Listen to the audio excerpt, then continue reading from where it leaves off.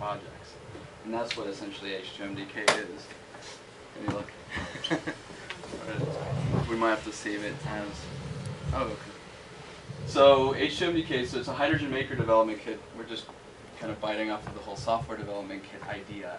So it's, but for hardware. So the same principle in software, now we're deploying it to hardware.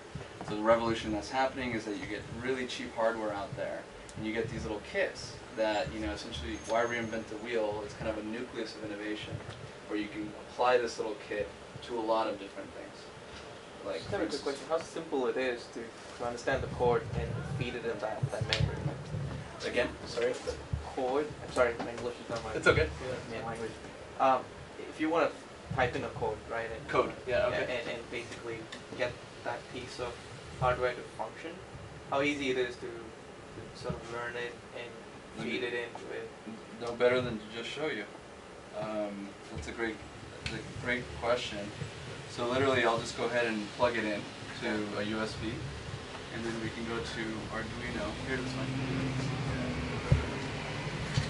I like a challenge.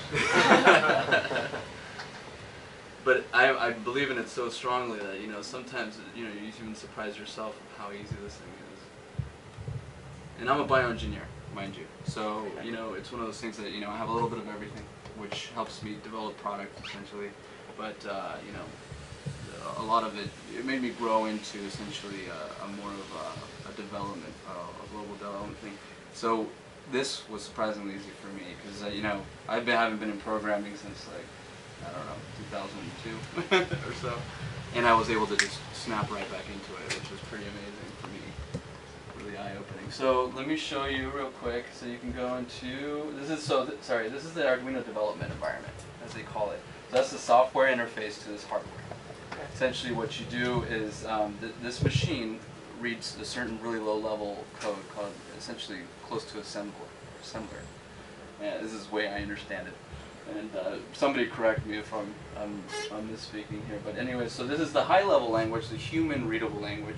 You have to translate it to a machine-readable language. So this is a quick way to just go ahead and give little instructions like turn on LED. So the Arduino people that were just at Maker Faire, really nice people. I recommend you talking to them.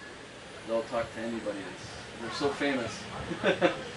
And then, so here are the examples. So immediately you can just get your feet wet. You don't have to do anything but just go into the development environment, you plug it in, make sure that your USB is communicating. We'll see in a second if it is. But we can go to the basics.